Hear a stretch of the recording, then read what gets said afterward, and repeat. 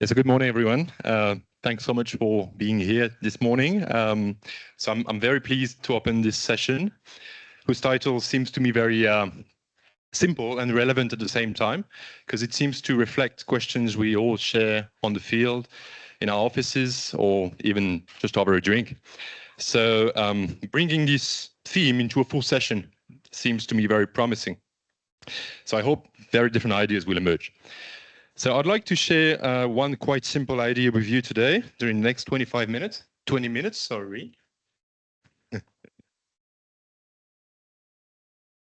Comment ça marche? Ça?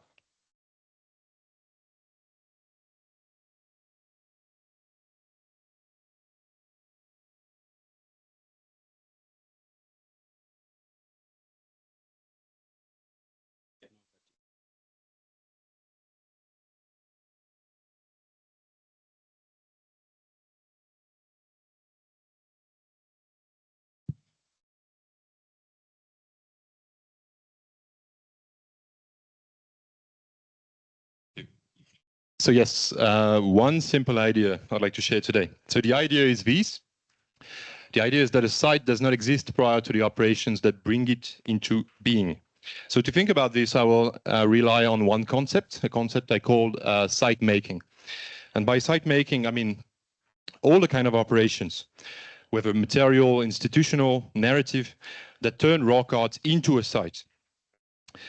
So making a site is never simply, in my opinion, identifying something that already exists, but it's fundamentally about cutting out a fragment of space, isolating it, framing it, and making it legible.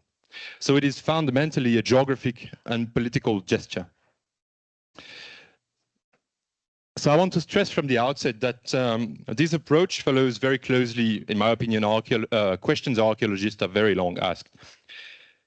Archaeologists have explored how rock art relates to ancient spatialities, to ways of dwelling, modes of dwellings, and regimes of visibility, using various methods for that.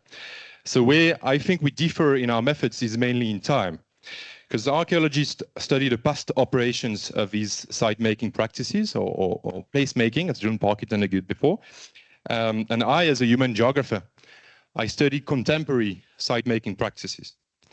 So we obviously work on different data, but it's really the same fundamental question, the same object, seen from two different temporal perspectives. So we would probably all agree today, if I say that a site is never something purely natural, but we might not all agree if I now say that a rock art site is as much the product of recent actions as of past ones. So let me try to explain that. The moment a site is born is what I call baptism. So I borrow this kind of awkwardly religious term from the American philosopher Saul Kripke. And on a very different topic, because Saul Kripke is not talking about archaeology.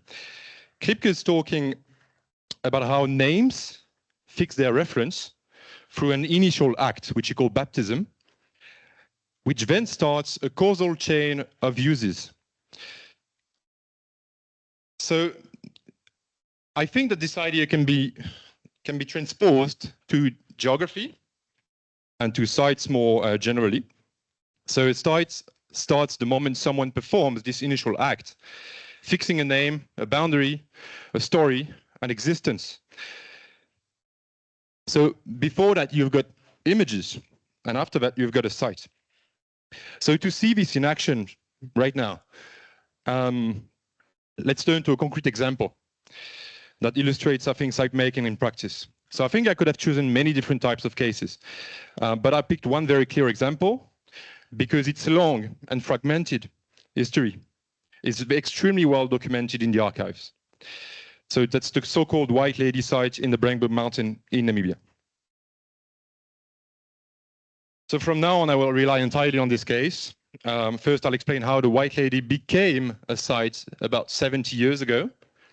And secondly, I'll look at the various operations that happened at these sites during the past 20 years. So in the late 40s, as you probably know, two major figures shaped what will later become the White Lady site. Henri Breuil, which was a very influential French prehistorian, and Ernst Rudolf Scherz, which was a German Namibian amateur whose career shifted completely when he met Breuil.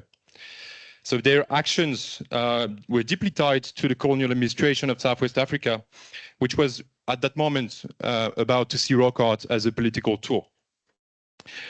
So this group carried out a whole series of acts to turn the White Lady into a site. First by naming, so by giving the name White Lady, Breuil and Chess, and especially Breuil, and also Mary Boyle, as some more recent research discovered, they both give the name White Lady, and so they replaced any possible local name with an imported racially charged label that placed the image within some kind of a fantasized story. So the name guides the interpretation already, because it suggests a whole narrative. And interpretation made the colonial dimension of that site even clearer. I mean, of that site making practices even clearer.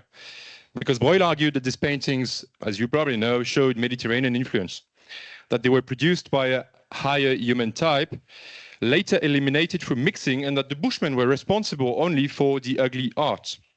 So these ideas were quickly taken up by Jan Smuts, who was the prime minister of the time in South Africa, the Southwest administration as well, but also by the white press, and I'll talk about it later. So for them, for the Southwest African administration, the white press, and also Jan Smuts, it was convenient evidence that whites had deep historical roots in Southern Africa. So on a political side, that was an archaeology of legitimation, which was an attempt to build a colonial antiquity. So between 51 and 54, 5 rock art sites or 5 rock art related places in Namibia were declared as national monuments. Brandberg Mountain was one of them. So the archives showed several things. First, that the proclamation of the Brandberg was principally motivated because it contained the White Lady.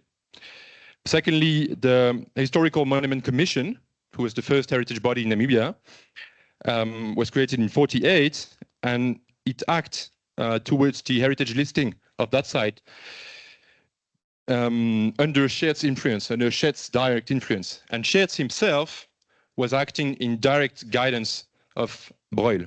So there was so many correspondence that showed that. So Breuil was really behind that heritage listing. And also a third point is that a metal cage was installed right in the panel as early as 1951. So Breuil had recommended the administration to do so for a couple of years before, and Schertz was the only one to keep the key of that cage. There was also one in the office in Joburg. So also access to the gorge in which the White Lady was controlled by permits. So there's a huge new set of rules because of that site. So between 47 and 50, the three Breuil and Schertz expedition, they both photographed, copied, traced, and enlarged the image. So all these operations detached the painting from its rock surface and introduced it into other circuits, lectures in Windhoek, the white press, exhibitions, stamps. Sorry, it's not the right slide. Yes. And also official brochures. So by the end of the first expedition of Breuil, the White Lady was already on the cover of quite a good amount of journal. One of these is here. Also stamp production representing the White Lady started shortly after. It was also painted on the facade of the main cinema in Windhoek. I mean, there's so many cases where the White Lady was suddenly shown to the small white world of the colonial capital. So in short, my argument is that the site began to exist because it was removed from local invisibility and it was suddenly projected into public space. So what purposes did this new site serve? So I think we already understand quite a bit before, but again, archives show that there was 3 expected effects, 3 effects that were planned by the actors. So first, heritage listing established political control of a previously non-white native reserve, because the Brandberg was part of a nature reserve before. So to protect the White Lady, the entire Brandberg was declared an exclusion zone for non-white people, with access allowed only with permits. A second effect was that the White Lady became political evidence of European anchor in the deep past. So Jan Smuts, again the Prime Minister of South Africa of the time, explicitly wrote that these rock art figures represented, I quote, the ancestors of our race. And finally, another effect, third effect, was tourism development. Because from the 50s onwards, there was many expeditions organized by the Southwest Africa Scientific Society. So many tours suddenly organized to visit the White Lady, which was in a very remote mountain. So there was a need to organize things from above. And also there's a good correspondence between the Southwest Africa administration and offices in Joburg that were planifying tourism development at that site. So by the early 50s, the White Lady was suddenly mobilizing a wide range of actors. But the Scheets-Breuil moments only explain the origin of the White Lady site. It does not explain how the site endures. It does not exist once and for all, because this site exists only if it is maintained. So without ongoing work, it would quickly fall back into indifference, becoming just another panel among thousands of others. So in other words, what I call baptism needs maintenance. It must be repeated, replayed, reactivated. And these pragmatist thinkers taught us very well. For example, for hosting, naming only works if repeated, replayed, reiterated. For do a thing exist only because it is used. So successive uses give it value and relevance. I can go on with many different types of thinkers on that case. But for the White Lady, we will now see that this work around that site, to keep it, was multiple and collective. It was preventing the site from slipping back into the geographic oblivion. So after independence, Namibian institutions did not dismantle the White Lady. They extended, updated, and stabilized it. So even though archaeologists now all reject its name, the Mediterranean reading and even its alleged femininity, the White Lady remains central in national heritage governments in Namibia. Not because it is scientifically exceptional, as some institutions would say, but because it works extremely well with Namibia's symbolic, touristic, and heritage economy. Since 2010, the White Lady has become more than a colonial relic. It has become a national symbol. This figure is now part of the NHC logo, National Heritage Council, which is a remarkable gesture for multiple reasons. Remarkable because it managed to achieve two seemingly opposite things. First, it managed to symbolically decolonize the image, setting it into a post-colonial time, and they did this by flipping the White Lady toward the right side, as you can see on the NHC logo here, and hence claiming to reverse its meaning or its history. But secondly, at the same time, it maintains it as a central heritage element, but now detached from colonial authority. So in other words, using Kripke's theory, the causal chain of uses is not broken. It is updated, its some symbolic foundations are reconfigured, but the chain can continue. So despite its colonial origin, the name White Lady persists, even though by the 70s archaeologists had all agreed that the White Lady was in fact a black man. The persistence is very strategic because it works exceptionally well with visitors. It is catchy, intriguing, it is easy to remember, but it's also deeply embedded in brochures, in tours, in guidebooks, or in tourist narratives. So changing the name would then potentially disrupt 70 years of accumulated association. Marketing, imaginaries, databases. So the name persists because it works for everyone except archaeologists. So as you understand, tourism is now a major force in the stabilization of the site. In 2019, there's nearly 17,000 visitors that saw the White Lady, which is a very remarkable number for a single panel in a remote mountain. So site management has changed in the 50s, for sure. In the 90s, following Namibia's independence, the White Lady site was gradually managed by local Damara guides, initially trained after the closure of the Wistin mine, which was then the largest employer. So they stopped working at the mine and they started working, trying to get another work somewhere else in case the White Lady. And fences were also removed in the early 2000s. So with Namibia's tourism boom, the White Lady started to attract a lot of international visitors. Between 2008 and 2014, the National Heritage Council, took over the site management of White Lady and assumed full control of it. So they made material operations that reinforced the site's existence. They made a single route. There's a 4-kilometer marked trail through the gorge, imposing a standardized spatial experience, but also reinforcing the panel's exceptional character. Now there's about 10 to 20 employees, depending on the season, acting as guides, which is mandatory since 2014. And guides live in isolated accommodation, far from both the sites and from the nearby community village. So they come from all across the country. Recruitment for guiding is national, it's not local, and there's apparently no employment favoritism for local. There's also a standardized discourse experience. So visit duration is fixed. There's 10 minutes at the panel. There's an introductory post. It's very simplified information, depending very much on the guide. Sometimes it's very mythologized. So you've got, for example, we've heard the story of the white lady would be the story of a woman turning white while dancing on dusty ground. And now you also still have some physical protection at the site. So the fences was removed, but there's still a bit of fencing that prevents people from touching the images.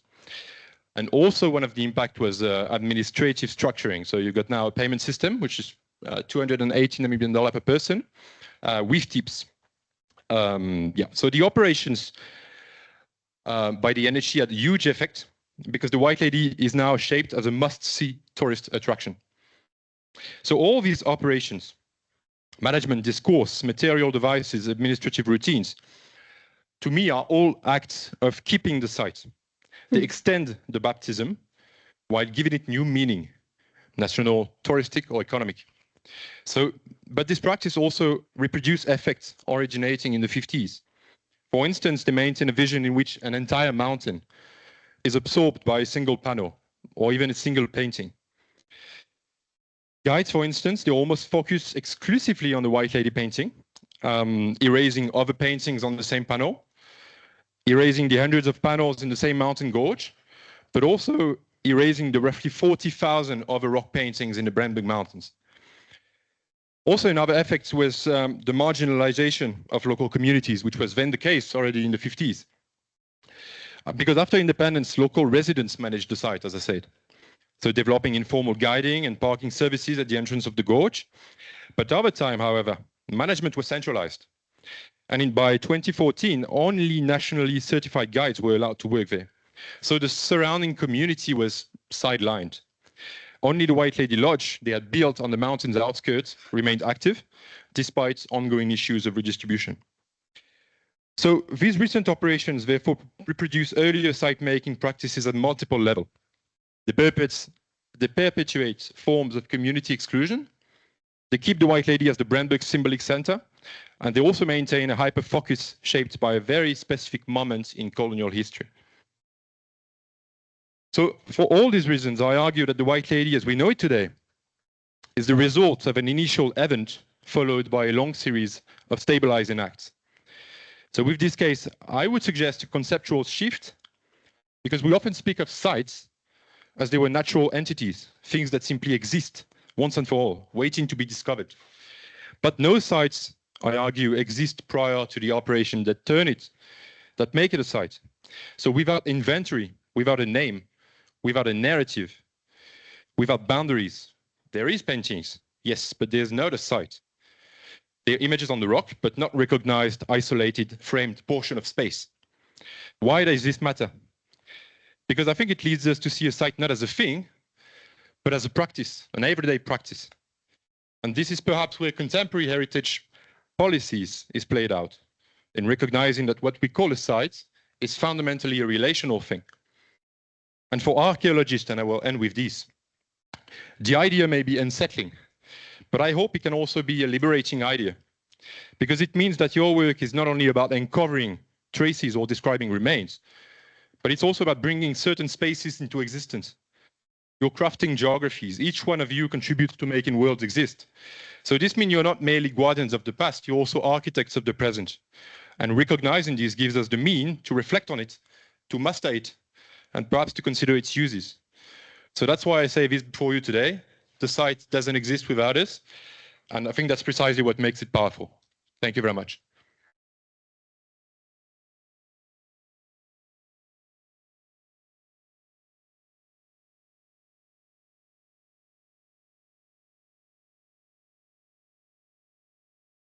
So any question? Yes, sorry, Shanti. And I hope the people who are in the group 1, you listen carefully this morning. Yeah? Good morning, everyone. Thank you, Hugo, for the presentation. I have 2 questions, or rather concerns, if you may. So would you say that the process of site making is continuous and static, or is just a once-off process? It's just site making once and then it's over?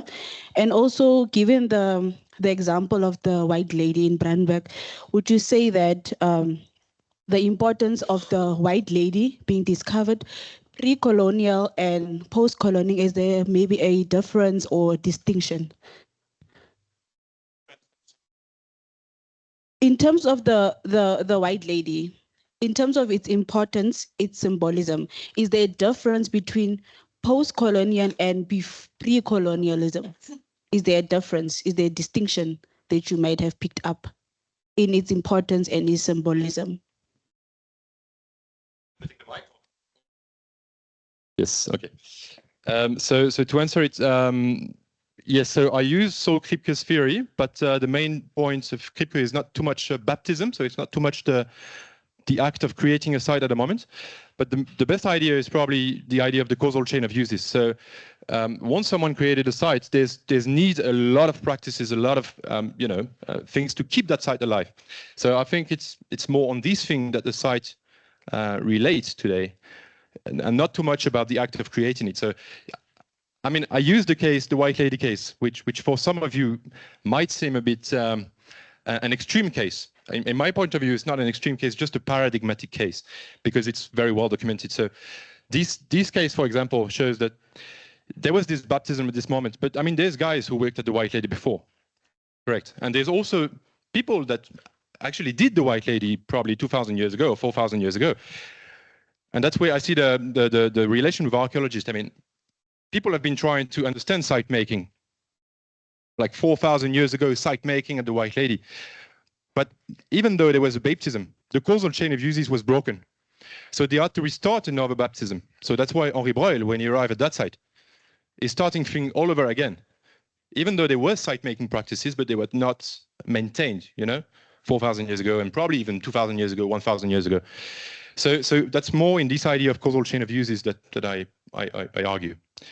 And for the second question, I think it's a complex one, because pre-colonial and colonial and post-colonial in that case is too intertwined. Sorry. Yeah, I mean, the importance of the white lady today is trying to be shifted, especially by the National Heritage Council. So you've got less and less people talking about Breuil's moment, but still 17,000 people come to the white lady for a certain reason. And not just because of marketing, because marketing is itself the product of 70 years of experience, which was very colonial. So it's complicated to say it is colonial or it's not colonial today. All I'm saying is that they're both intertwined, and there's going to need a lot of work in order to change that site, in order to, flip it into something else. Am I answering your question? Thank you. Another question? Yes. Thank you so much for your presentation. I think mine is on the last part of the presentation, which was talking about site making effects, where you picked the issues of how other paintings have been sidelined, and also some of the sites are never visited.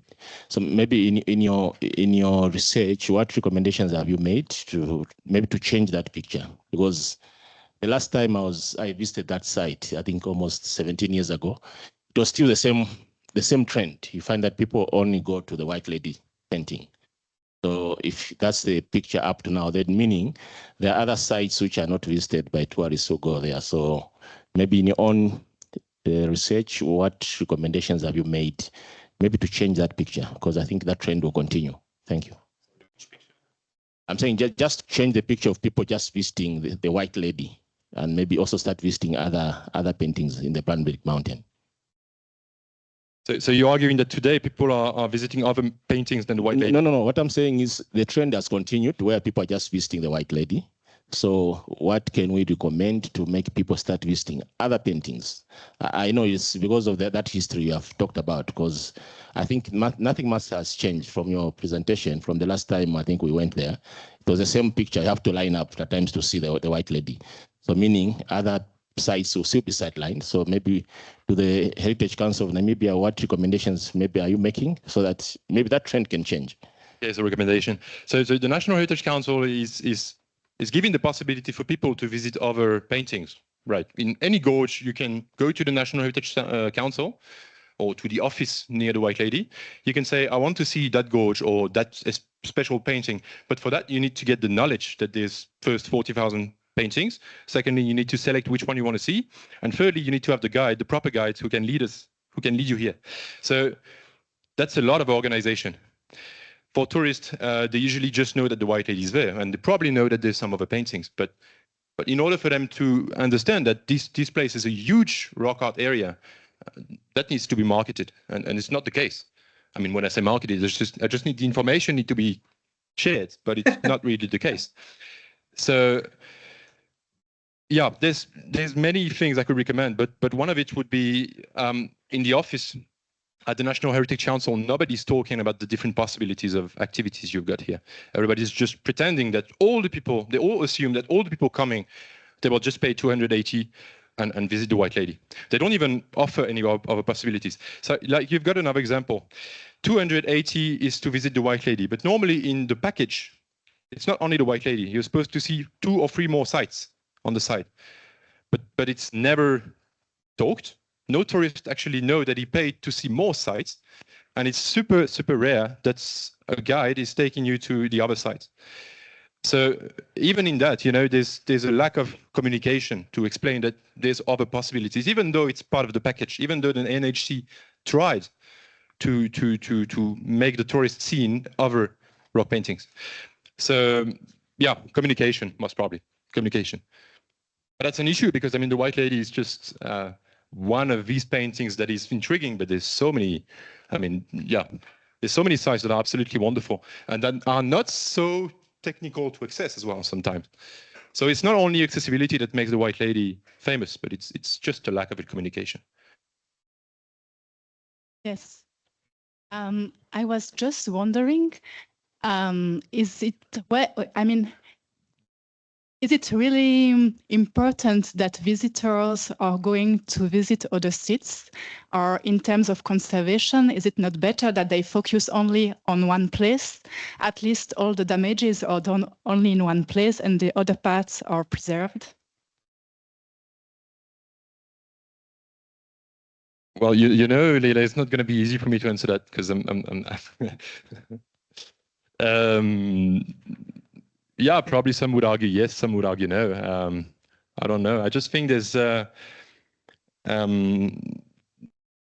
not just about visiting, but it's also just about giving information to people. So, you know, we all archaeologists or rock art related people here, but I mean, for the random tourist, all they think about Namibia is that it's a rock art destination. Every one of them knows that in the guidebooks they talk about paintings, even maybe more than in South Africa, because tourism is so narrow, it's so circuit. But they only know about like Tour Fontaine, the White Lady, and maybe one or another site.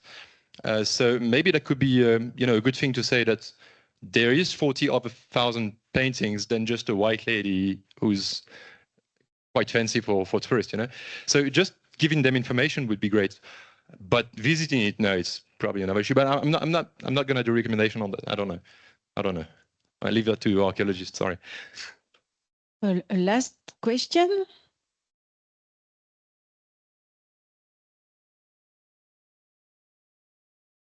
Thank you, Hugo, for an informative presentation. I'm just wondering if has there been a communication between you and the Namibian Heritage Council, because I think for the purpose of conservation or preservation, it might be a strategic plan just to to conserve other sites so that the human activities actually be focused on one side rather than maybe preserving for the coming generation, just to appreciate and have something to do with the conserved sites. Thank you very much. Well, thank you. I see this question as very similar to the previous one, so I'll put myself aside for some part of the question because I cannot do some recommendation on that. But yes, I'm talking to the National Heritage Council. I hope that we're going to talk more during the week.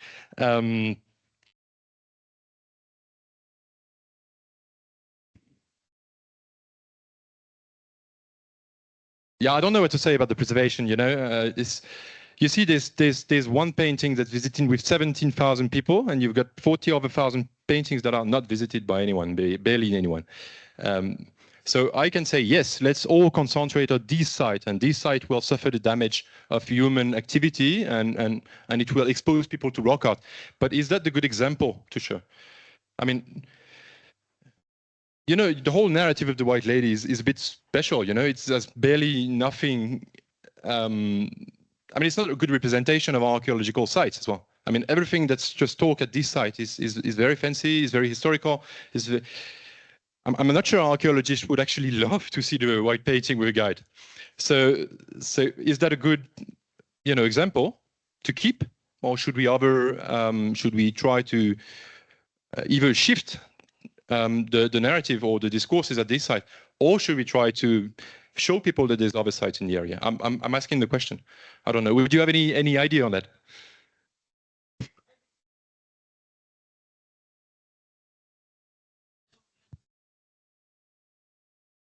Something that we have good, we still have to reserve something for ourselves. So in Sesotho, we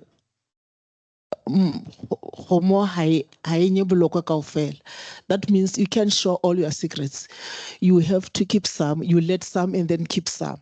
So that's why I'm thinking it's deliberate for just to focus on branding one side and leave other sides for future purposes. That's what I think.